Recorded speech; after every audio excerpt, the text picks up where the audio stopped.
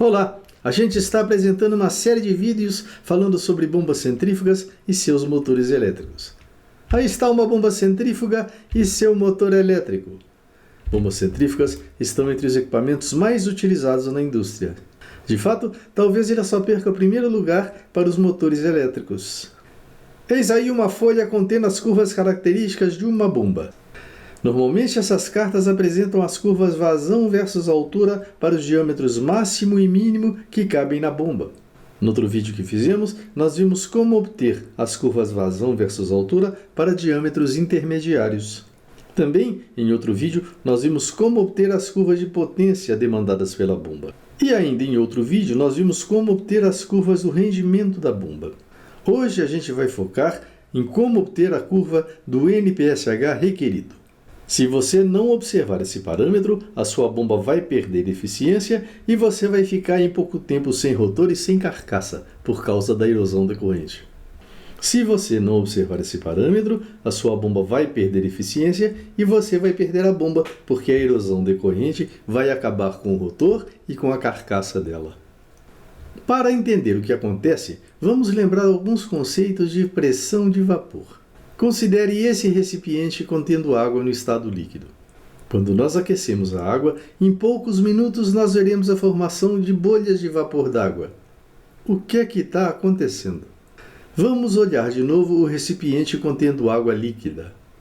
De acordo com a teoria cinética molecular, líquidos e gases são formados de partículas que estão em constante movimento de um lugar para outro, animados de energia cinética. Quanto maior a energia, maior será a velocidade das partículas. Nós podemos dizer que a temperatura é uma maneira de medir essa energia. Quanto maior a temperatura, maior será a energia cinética das partículas. Em determinadas situações, a partícula pode vencer as forças de atração intermoleculares e escapar do estado líquido para o estado de vapor. Na verdade, isso vai acontecer com muitas partículas. Em muitos casos, elas vão escapar para a atmosfera. O nível d'água vai baixando e até evapora tudo. Tem um jeito de parar com isso, é só colocar uma tampa. Haverá a formação de algum vapor, mas com o tempo, o número de partículas que passa de líquido para gás será igual ao número de partículas que passa de gás para líquido. A gente diz que está acontecendo um equilíbrio dinâmico. Os volumes de líquido e gás permanecem os mesmos. As partículas de vapor vão trombar com as paredes do recipiente, com a tampa e com a superfície da água. Essas colisões desenvolvem o que a gente chama de pressão de vapor. É claro que, quanto maior a temperatura, maior será a pressão de vapor. Quando a pressão de vapor fica igual à pressão reinante sobre o líquido, a água vai ferver. É preciso evitar essa situação se a gente está querendo bombear água no estado líquido. Existem duas formas para que isso aconteça. A primeira é esquentando a água. A pressão de vapor vai crescendo, quando ela atingir uma atmosfera, a água vai ferver. A outra maneira seria reduzindo a pressão sobre o nível d'água. Quando ela se tornar igual à pressão de vapor, a água vai ferver. Esta é a situação que nós devemos evitar em nossas instalações de bombeamento. Agora vamos considerar esta bomba com suas tubulações de sucção e recalque.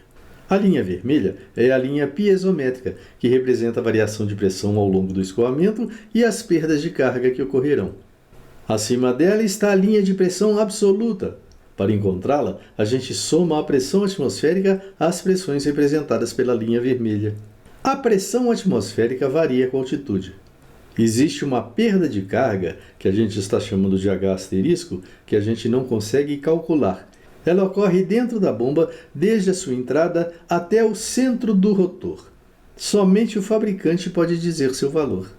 Quando a água atinge o centro do rotor, a pressão deve ser maior do que a pressão de vapor da água, ou o seu estado vai passar de líquido para vapor. Se isto acontecer, cavidades de vapor aparecerão dentro da bomba. Você não estará succionando mais água líquida, mas uma mistura de líquido e vapor. A eficiência da bomba diminui e o rotor, projetado para durar muitos anos, vai durar apenas alguns meses por causa da erosão causada pelo fenômeno da cavitação. Vamos ver agora como que os fabricantes encontram essa pressão mínima que uma bomba precisa para evitar a cavitação. Eis aí a nossa instalação tradicional para fazer os testes de bomba. Nós vamos fazer uma modificação. Colocaremos uma tampa no poço de sucção e instalaremos uma bomba de vácuo sobre ele. Vamos começar estabelecendo uma vazão de teste. Vamos mantê-la constante. Então, uma carga correspondente, igual à diferença entre o manômetro e o vacuômetro, vai ser estabelecida. Ok, vamos então ligar a bomba de vácuo. Já que existe um vácuo no poço de sucção, então a piezométrica vai baixar. Então nós precisamos abrir um pouco a válvula do recalque para manter constante a diferença entre o manômetro e o vacuômetro. Vamos aumentar o vácuo no poço de sucção. A piezométrica vai baixar e novamente nós precisaremos abrir um pouco a válvula do recalque para manter constante a diferença entre o manômetro e o vacuômetro.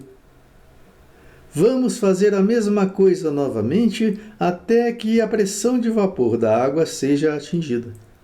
Como é que eu vou saber que isso aconteceu? É fácil.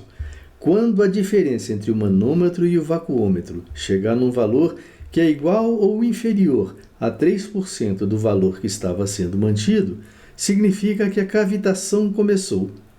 Por quê? Porque a partir de agora você não está bombeando apenas água. Cavidades de vapor estão se formando, então a pressão é aliviada. Então a gente pode colocar no nosso relatório que, para a vazão testada, o NPSH requerido é igual ao valor registrado pelo vacuômetro. Repetimos esse teste para pelo menos 5 vazões diferentes, e assim a gente consegue traçar a curva característica do NPSH requerido que a gente estava querendo. E com este vídeo, a gente viu como obter todas as curvas características da carta das bombas. Tendo essas curvas, a gente pode agora simular a instalação de bombas para diferentes sistemas hidráulicos e obter os resultados operacionais correspondentes. Mas isso é assunto para os nossos próximos vídeos. Se você gostou do vídeo, não se esqueça de curtir, comentar e compartilhar. Acione o sininho para ficar sabendo de nossas novas publicações.